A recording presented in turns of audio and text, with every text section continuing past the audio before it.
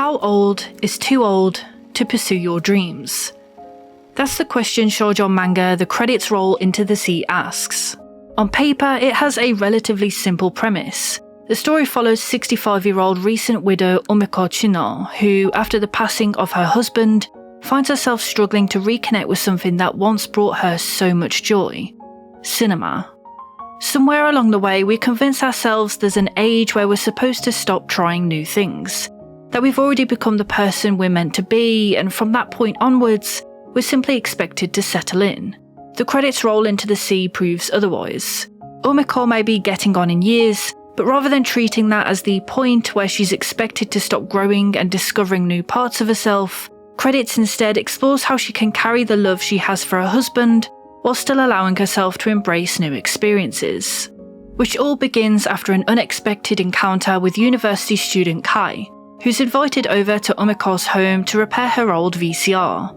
During this time, there isn't a grand emotional revelation or even a dramatic speech as such, but simply two people from completely different generations bonding over a shared love of cinema. And it's because of this moment that Umeko remembers something her late husband once told her, that she didn't actually enjoy watching films as much as she enjoyed watching the audience, seeing people's reactions to art. As somebody who makes videos, I completely understand what her husband was getting at.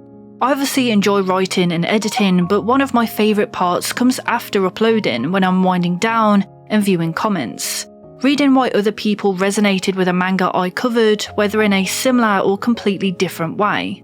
Because once art is out in the world, it takes on a life of its own, and I think The Credits Roll Into the Sea captures that side of creativity beautifully. That's why I don't think Umeko's passion necessarily had to be filmmaking. Had she discovered photography, music, or writing instead, I think the story's themes would have remained just as impactful. It probably helped that the mangaka John Tadachine herself studied filmmaking at art school, so it makes sense she'd gravitate towards that medium.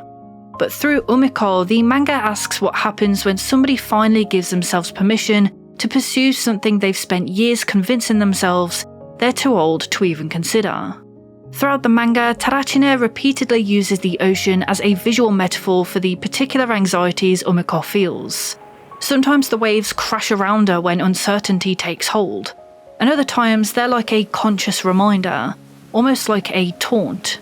It's a visual motif that quietly follows Umeko whenever she's contemplating whether she has the courage to move forward. When asked about the wave visuals, Tadachine responded with, "I always had this internal image of rowing out to sea. You don't know what island you'll end up on, but you still have to set sail. That melancholy uncertainty of, I can't see the future, but if I don't start rowing, nothing's going to change, and that's scary." I loved that description because that's exactly what pursuing a dream feels like. There aren't guarantees that everything's going to work out, even more so later in life, but if you don't try, you'll simply never know. Which is why seeing Umeko pursue filmmaking is such a joy to read. She goes from immediately dismissing the idea of film school, convinced somebody her age would only make the younger students uncomfortable, to gradually throwing herself back into education with a genuine eagerness to learn. I loved that aspect of the story because we often treat learning as something reserved for the young, as though reaching a certain age means we've already experienced everything life has to offer. Umeko proves otherwise, that there are always new things to learn and people to meet, no matter how old you are.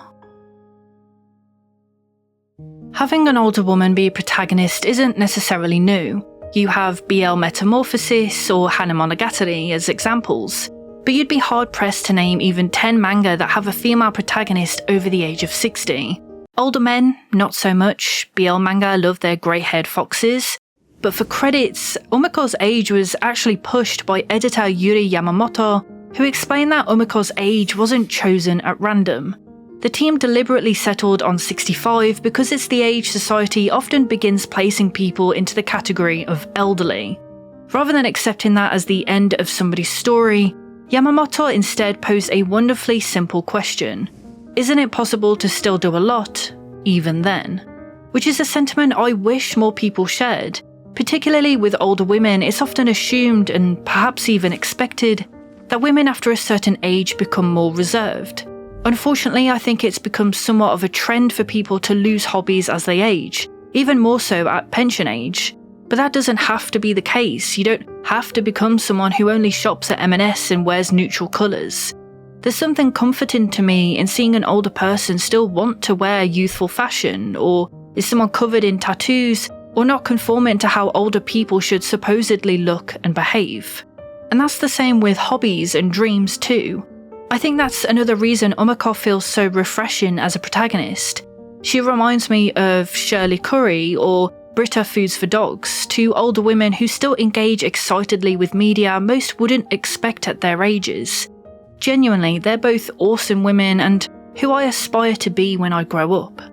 Reaching a certain age shouldn't mean we're finished becoming the people we're going to be. You can evolve at any time. You have people who transition far later in life, grandmas going to the gym lifting insane weights, authors who catch their big break after thousands of rejections, people who, like Umiko, decide to go back into education because they decide, actually no, it's not too late for me. People continue growing throughout their entire lives, and I mean entire. That's why Umiko resonated with me so much, and why her relationship with Kai works as well as it does. They might be separated by several decades, but neither judge the other based on their age. Kai doesn't see Umiko as somebody whose story he's already finished, and Umiko never dismisses Kai's ambitions as youthful naivety. Instead, they simply encourage one another to keep moving forward, their different experiences becoming something they can both learn from. Kai ends up mirroring Umiko in more ways than one. We learn that his parents never really approved of him pursuing filmmaking either, believing it wasn't exactly the safest career path, which, let's be honest, is something a lot of creative people hear, not just from parents but from society in general. The story later begins exploring Kai being a romantic and asexual, to my surprise. Not that I'm complaining in any way, a romantic and asexual representation is hard to come by. But in context of the story, it feels like another way of showing that Kai, much like Umiko, doesn't neatly fit the version of life other people expect him to live. Different experience, of course, but that same expectancy. Just as people assume Umiko should have settled into retirement, there's also an expectation that somebody Kai's age should be dating or interested in romance. Rather than trying to make either of them fit a particular mould, the credits roll into the sea simply lets them exist as they are, learning from one another and creating a dynamic that feels bittersweet in a way we rarely see. I think that's what I found so refreshing about the series. It's filled with people who don't neatly fit the version of life other people expect them to live. By the time I reached the end of the first volume, I realised that what I'd fallen in love with wasn't necessarily the filmmaking itself, but the quiet optimism running through every chapter that reminded me I still have time. Hey guys, thanks for watching to the end of the video. As always, I want to give a massive shout out to everyone following me on Patreon, everyone who is subscribed through the YouTube memberships, or if you're just someone who's come around and just watched the video because the thumbnail intrigued you, or maybe you're just a subscriber in general. But yeah, I want to give a massive thank you to you guys, and I hope this video convinces people to check out this manga because, one, it's the first shoujo manga that I've done a dedicated video towards. I'd love to do a video on My Love Mix-Up, on Shihaya Furu, and quite a few other, I wouldn't say shonen, a few other shoujo and josei manga because it's definitely more seinen orientated on the channel. That just so happens to be the demographic I tend to fall in love with more, but that doesn't mean that I don't want to do a bit of a variety on the channel. Also, this is, and by this I mean credits, is also getting an anime by KyoAni, Chef Kiss, like the biggest Chef Kiss. Volume 1 came out through Dark Horse not that long ago, so you can pick up Volume 1. I'll put a link in the description, either a few places you can buy it or wherever I find it the cheapest. I'll put it in the description for you guys. Let me know your thoughts in the comments if this video convinced you to try picking up the manga, or if you already read the manga and it was just nice seeing a video about it. There aren't too many out there, which is a shame because this is a fantastic manga, otherwise I wouldn't do a video on it. Anyways, I'm blabbering on. All of this to say, I will see you guys in the next one.